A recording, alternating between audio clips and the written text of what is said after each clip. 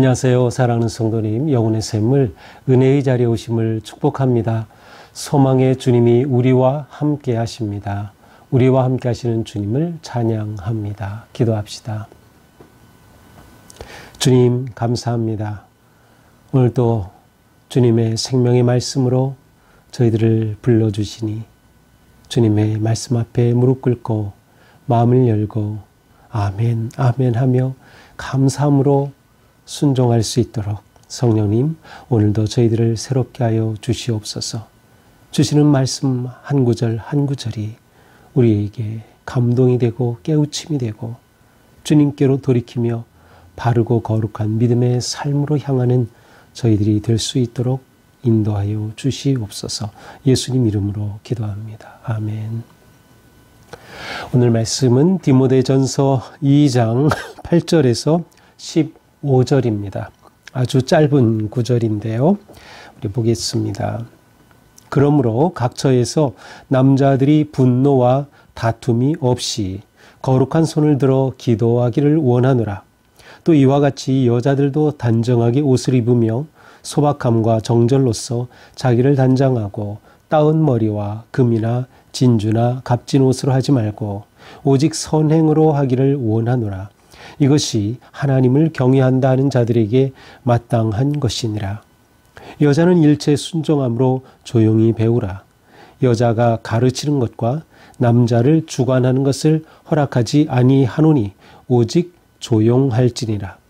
이는 아담이 먼저 지음을 받고 하와가 그 후며 아담이 속은 것이 아니고 여자가 속아 죄에 빠졌습니다. 그러나 여자들이 만일 정숙함으로써 믿음과 사랑과 거룩함이 거하면 그의 해산함으로 구원을 얻으리라. 아멘. 자, 오늘 말씀은 굉장히 논쟁이 많은 그러한 내용입니다. 자, 어제 본문에서는 기도에 관한 말씀을 주셨어요. 그래서 모든 사람을 위해서 간구와 기도와 도고로 감사하는 그러한 기도의 삶을 촉구한 바울입니다. 자, 그런데 이제 오늘 8절부터는 또 남자들에 관한 짧은 그러한 권면의 말씀과 또 9절부터는 여성들에게 주는 그러한 내용으로 되어 있습니다. 자, 8절 먼저 봅니다. 그러므로 각 처에서 남자들이 분노와 다툼이 없이 거룩한 손을 들어 기도하기를 원하노라. 자, 남자들에게 기대하고 원하는 것은 무엇입니까? 기도하는 것입니다. 그런데 기도하기 위해서는 무엇이 없어야 하나요? 분노와 다툼이 없이. 자, 분노와 다툼이라는 것은 이 세상을 살면서 또 특별히 교회 안에서 인간 그 관계, 교들과의 관계 속에서 이 디모데가 목회하던 에베소 교회는 많은 어려움 또 문제들이 있었어요.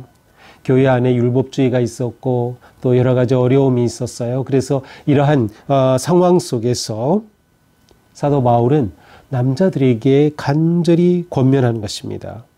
기도하기를 원한다. 우리는 교회에서 기도하면은 여자들이 주로 하고 여자들이 중보기도 하면 여자들이 모이고 뭐 이렇게 자꾸 생각하는데 그렇지 않습니다. 사실 기도는 남자 여자 구분 없이 누구나 하나님의 자녀라면 예수님의 제자라면 누구나 반드시 헌신되고 빼놓을 수 없는 믿음의 삶에 아주 중요한 은혜의 길이 바로 기도입니다. 자, 남자들은 기도하기를 원하는데 어떻게 기도합니까? 거룩한 손을 들어서.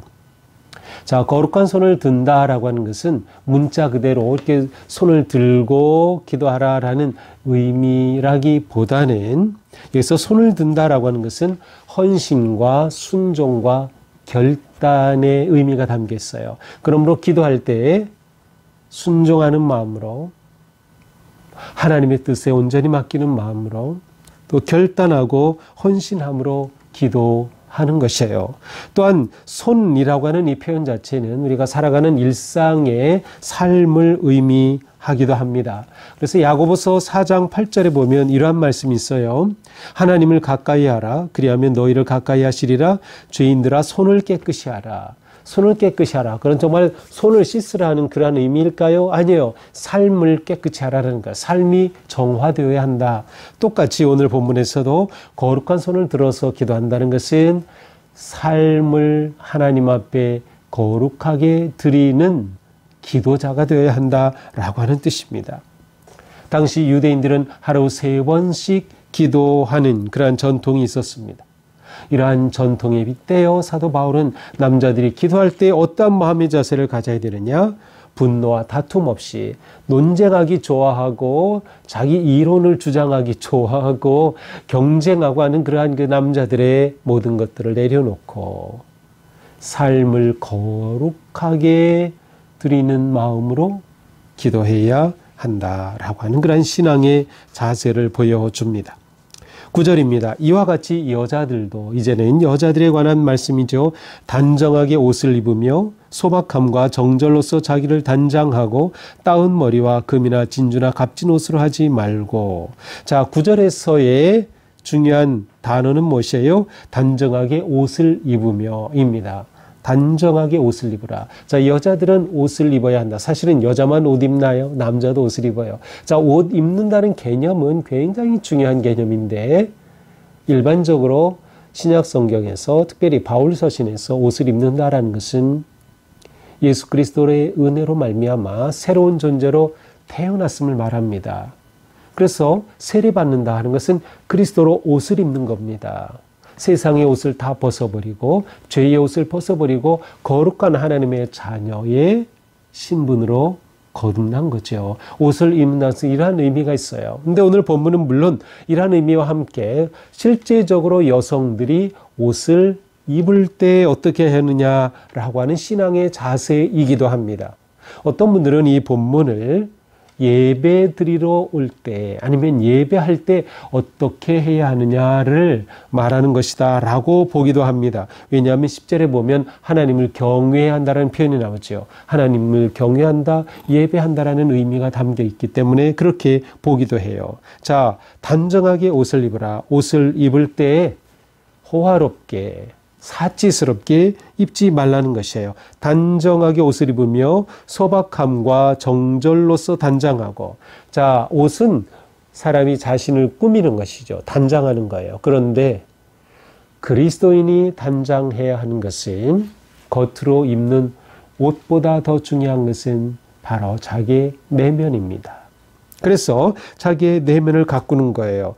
소박함과 정절. 정절이라는 것은 사실 우리가 생각하는 그런 정절의 개념이 아니라 정숙함이라고 하는 그러한 단어예요. 영어 성경에서 보면 propriety라고 되어 있어서 상황에 맞는 적절하고 예의 바른 그러한 모습을 의미합니다. 그러니까 옷을 입을 때 화려하고 멋지게 그렇게 현란하게 보이려는 옷이 아니라 바로 자신의 내면을 가꾸고 자기의 내면을 정숙하게 그렇게 소박하게 가꾸는 단장을 해야 한다는 의미예요. 또한 외적으로 따은 머리와 금이나 진주나 값진 옷으로 하지 말아라. 머리를 따은다는 것은 우리가 머리를 따으면 안 된다 뭐 그런 뜻은 아니에요. 또 금이나 이러한 것을 뭐 금 가락지를 낀다든지 뭐 어떻게 치장한다든지 귀걸이를 한다든지 이런 거 하지 말라는 그런 의미가 아니에요.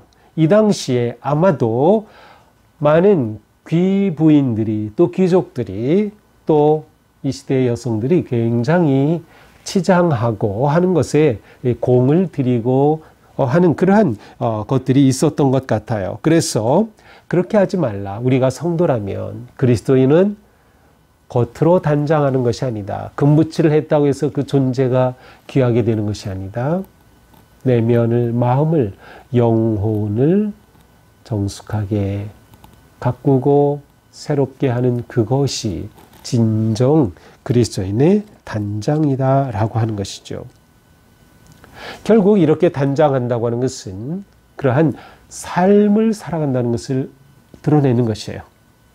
성도의 삶, 그것은 내면을 아름답고 거룩하게 가꿈으로 세워지는 것이죠. 10절 오직 선행으로 하기를 원하노라. 이러한 것을 할 때 오직 선함으로 하나님의 기쁨이 되기 위해 선한 뜻을 가지고 자기를 드러내고 과시하고 자기를 속은 그렇지 않으면서 겉으로 아름답게 꾸미려고 하는 그러한 허영심을 다 내려놓으라는 것이죠. 선행을 하면서 이것이 하나님을 경외한다는 자들에게 마땅하다. 하나님을 경외한다면 자기가 드러나는 게 아니죠. 하나님을 높여야 돼요. 하나님을 아름답게. 그런데 우리가 어떻게 하나님을 아름답게 거룩하게 드러냅니까? 우리의 내면과 삶이 거룩할 때 우리는 세상에 하나님의 거룩하심을 드러낼 수 있는 것이죠. 11절 여자는 일체 순종함으로 조용히 배우라. 여자가 가르치는 것과 남자를 주관하는 것을 허락지 아니하노니 오직 조용할지니라. 자, 이 말씀을 어떻게 이해하고 계시나요? 자, 오늘 본문을 이해하는 데는 여러 가지 입장이 있어요. 첫째로는 문자적 해석에 그냥 이렇게 기록되어 있으니까 정말 이대로 해야 된다라는 것이에요. 그래서 여자는 교회에서 조용히 해야 된다.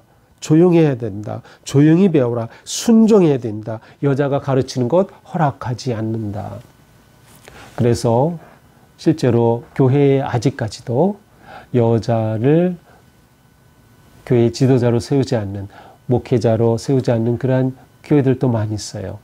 여성 목사 안수 주지 않는 교회도 많이 있죠. 천주교에도 여성 사제는 없어요. 문자적으로 이것을 해석하는 입장. 또 어떤 경우는 이 편지 이거 바울의 이름으로 된 거지만 진짜 바울의 편지는 아니다 라고 말하는데 이거는 별 호소력이 없는 그러한 입장이에요. 또 하나는 이 본문은 에베소 교회, 지금 디모데가 에베소 교회 목회자죠. 디모데에게 편지를 하면서 지금 에베소 교회의 특별한 어떤 상황을 염두에 두고 기록한 것이 아니냐라는 그러한 입장이에요. 저는 이 입장이 받을 만한, 또 우리가 따를 만한 입장이라고 생각합니다. 또 하나 다른 입장은 이것은 일반적으로 그 당시에 여성들에게 있어서 부정하고 잘못된 그러한 관습이나 그런 유행이 있는 것들을 보고 사도 바울이 여성들에게 이와 같은 일종의 신앙적 지침과 같이 교훈을 준 것이다. 따라서 이것은 그 시대에 있는 어떤 그 상황을 배경으로 한 것이다. 근데 이것도 우리가 받아들일 만한 입장이죠. 이것과 에베소 교회의 특수성을 동시에 염두에 둔 것이라고 우리는 볼 수 있겠습니다. 자, 그러면 한번 그러한 마음으로 한번 보죠. 오직 선행으로 하기를 원하노라. 여자는 일체 순종함으로 조용히 배우라. 자, 여자는 순종함으로 조용히 배우라. 여기서 강조점은 무엇일까요? 배우라입니다. 여성에게 배우라고 하는 거예요. 이렇게 본다면 이건 굉장히 파격적인 그러한 제안입니다. 여성들에게 배우라는 것이죠. 예전에 우리나라에서도 여성들은 배움의 기회도 허락받지 못했어요. 저의 어머니도 굉장히 배우는 것을 너무나도 원하고 공부하고 싶고 그런 어머님이었는데 저희 외할아버님이 학교 진학을 허락하지 않았어요. 그냥 중학교만 나오고 끝났죠. 바울은 여성들에게 배우라라고 말하고 있어요. 자, 그러면서 배움의 자세는 뭐예요? 조용히. 이것은 평정심을 가지고 고요한 가운데 시끄럽게가 아니고 조용한 가운데 순종한, 배우는 것에 대해 순종하고자 하는 마음을 가지고 배우라라고 하는 거죠. 이것은 우리가 볼 때 당연히 받아들일 만한 거죠. 그리고 꼭 이것은 여자에게만일까요? 남자에게도 마찬가지죠. 누구든지 모든 성도들은 순종함으로 조용한 그러한 평정심으로 배워야 한다라는 거죠. 자, 그 다음 12절이 문제죠. 여자가 가르치는 것, 또 남자를 주관한다는 것은 남자를 지배한다는 거예요. 그래서 남자의 지도자가 되는, 위에서 리더가 되어서 아래 남자들에 대해서 말하고 가르치는, 아니면 리더십을 바라는 이런 모든 것들을 말해요. 여자가 가르치는 것, 남자를 주관하는 것을 허락하지 아니하노니 오직 조용할지니라. 아마도 에베소 교회 안에 여성들 가운데에서는 굉장히 교회 내 질서를 깨뜨리면서 혼란을 일으킨 그런 일이 있었던 것이 아닐까. 따라서 이러한 것에 대해서 바울이 금하는 것이죠. 그렇게 가르칠 바에야 그렇게 아니다. 그렇게 가르치는 거 허락할 수 없다. 이 당시에는 특별히 아데미 신전 같은 경우에는 여자 사제들이 주가 되었어요. 여신이기 때문에. 그들은 완전히 그 앞에서 남자들은 꼼짝 못했지요. 어쩌면 바울은 또한 이것을 염두에 두었는지도 몰라. 이러한 세속적인 그러한 풍조들이 들어와서 교회에서 질서를 깨뜨리고 혼란하게 하는 그 무엇을, 다시 말하면 여성에게 주어진 자유를 남용하는 것을 금하는 것이지, 사실 여성이 가르친다거나 여성이 리더십을 갖는 것 자체를 금하는 것은 아닐 것이다 라고 보는 거죠. 저도 이것이 옳다고 봅니다. 왜냐하면 초대교회에서는 이미 여성 지도자들이 나오기 시작해요. 그래서 여성 집사들이 나오기 시작하고 그들이 교회에서 굉장히 중요한 일들을 맡아서 하는 것들을 보게 되면 바로 바울의 이 말씀에 대한 해석이 어떠했는가를 알 수 있죠. 자, 아까 말씀드린 것처럼 이 해석은 어떤 입장으로 보느냐에 따라 달라질 수 있다는 점을 우리는 염두에 둬야 돼요. 그래서 만약 어떤 분이 이 문자 이대로 해석해야 된다. 교회에서 여자들 절대로 가르치면 안 되고, 교회에서 여자들은 그냥 조용해야 되고, 회의할 때도 아무 말하면 안 되고, 여자들이 남자보다 위에서 지도자 역할하는 것 이거 절대로 있을 수 없다라고 주장하는 분이 있다면 그분은 이걸 그냥 문자대로 이해하는구나 라고 그냥 우리가 보면 돼요. 논쟁해봤자 아무런 이득이 없을 거예요. 그러나 우리는 오늘 말씀을 보면서 이것은 에베소 교회라고 하는 어떤 상황 속에서, 아니면 그 시대적 상황 속에서 교회의 질서를 유지하면서 동시에 여성에게 주어진 그러한 자유와 권리에도 불구하고 질서와 평안을 위해서 그러한 것들을 절제할 수 있는 그러한 여성 리더십, 또 그러한 여성들의 역할을 말하는 것이다 라고 볼 수 있겠습니다. 이는 아담이 먼저 지음을 받고 하와가 후며 아담이 속은 것이 아니고 여자가 속아 죄에 빠졌습니다. 자, 바울이 이렇게 주장하는 근거로서 아담이 죄를 지은 게 아니라 하와 때문에 죄를 지었다. 그렇죠. 뱀이 하와를 꼬여 하와가 그것에 넘어갔고, 그래서 하와가 아담을 또 유혹하여서 범죄하게 된 그것을 바울은 이 근거로 말하고 있습니다. 물론 바울이 이렇게 이것을 근거로 말한다고 해서 이것은 모든 사람에게, 모든 교회에게, 모든 여성에게 적용되는 것으로 해석하는 것이 아니냐, 그런 입장이 아니냐라고 볼 수도 있겠지만, 그러나 바울이 이렇게 말하는 것은 단지 이와 같은 것을 주장함에 있어서 어떤 성경적 근거를 말하는 것이에요. 따라서 이것을 보면서 아담은 죄가 없고 하와가 죄를 지었다. 하와가 먼저 죄의 원인을 제공했기 때문에 하와 책임이다. 그래서 하와는 이제 더 이상 그렇게 나서면 안 된다. 하와가 남자한테 부정적으로 그렇게 역할을 했기 때문에 절대로 나서면 안 된다. 그렇게 볼 수는 없는 거죠. 오히려 우리는 역으로 봐야 돼요. 그것은 이러한 표현을 통해서 사도 바울은 여성의 역할이 얼마나 중요하냐, 또한 여성이 남성에게 미치는 영향력이 얼마나 중요하냐라고 하는 점을 오히려 드러내는 것이 아닐까요? 그렇기 때문에 남자들은 여성들의 영향을 너무나도 많이 받기 때문에 여성들에게 말하는 것이에요.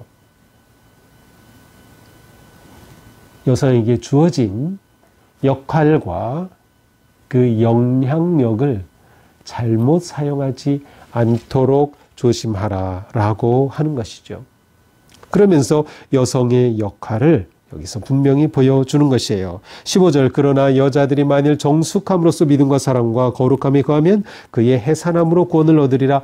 그러나 여자라 하더라도 남자와 차별 없이 정숙함으로써 그리스도를 믿고 또 사랑과 거룩함의 삶을 산다고 하면 이것 또한 하나님의 은혜로와 사랑을 입는 놀라운 길이다. 하나님은 남자와 여자를 그렇게 차별하지 않으신다. 하나님께는 여성도 누구나 다 구원의 길로 나아갈 수 있다.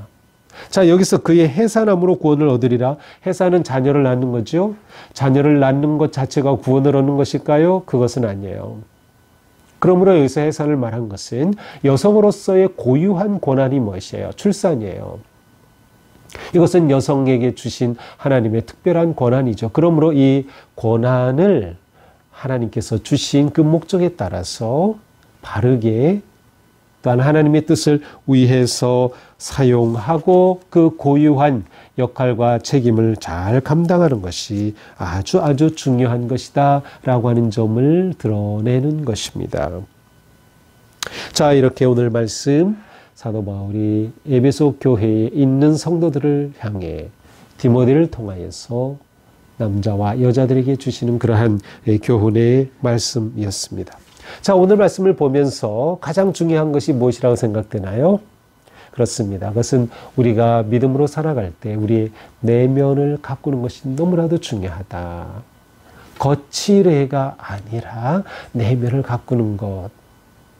또 우리는 사람을 볼 때에도 겉으로 판단하지 아니하는 것. 그 사람의 내면의 아름다움을 볼 수 있는 눈을 가지는 것 너무나도 중요해요. 우리도 자신의 내면의 거룩함과 정숙함과 아름다움으로 하나님의 그 영광을 세상 가운데 드러낼 수 있어야 하는 것이죠. 결국 우리의 내면을 가꾸는 것은 행동하는 믿음으로서 가능하다. 거룩한 손을 가져야 되는 거예요. 우리의 내면은 안으로서 지적으로만 생각으로만이 아니라 구체적인 행동으로, 따라서 행동하는 믿음이 내면의 가꿈과 연결이 되는 겁니다. 우리의 내면의 생각과 내면의 우리의 진짜 모습이 행동으로, 말로 드러날 것이기 때문이죠. 또한 우리는 믿음의 삶을 살면서 참된 거룩함은 무엇이냐? 하나님의 질서 안에 거하는 것, 공동체 안에서 공동체를 세워가는 것, 공동체를 무너뜨리는 것이라고 하면 나에게 주어진 자유라 할지라도 그것을 스스로 절제할 수 있어야 하는 것이죠. 그러한 점에서 바울이 이렇게 말한 것으로 보여요. 남성들도 마찬가지야. 이건 여자들에게 준 말씀이야. 그게 아니에요. 우리 모두에게 주신 말씀이에요. 우리에게 아무리 어떤 자유가 있다 하더라도 그 자유를 하나님의 은혜 안에서 절제할 수 있고 질서를 위해 평안함을 위해 역할을 잘 감당하게 될 때 우리는 하나님의 복된 자녀로 이 세상에서 아름답게 거룩하게 선한 영향력을 끼치는 그런 성도들이 될 것입니다. 오늘 하루가 우리에게 이와 같은 복된 하루가 되기를 축복합니다. 기도합시다. 주님 감사합니다. 오늘 말씀을 통해서 우리의 삶에 중요한 것은 우리의 내면을, 우리의 마음을 아름답게 가꾸는 것, 거룩한 성품을 갖추어가는 것, 이렇게 우리가 성숙해 가는 것임을 보았습니다. 주님, 우리가 더욱 깊어지고 더욱 넓어지고 성숙한 그러한 성품으로 교회에서는 아름답게 질서와 평안함으로 하나님의 뜻을 구현하며 이 세상에서는 거룩한 삶으로 하나님의 영광을 드러내는 진정한 복된 주님의 자녀들 되게 하여 주시옵소서. 예수님 이름으로 기도합니다. 아멘. 네, 오늘도 주님의 은혜로 우리의 삶이 거룩하고 아름다운 삶 되기를 축복합니다. 사랑합니다.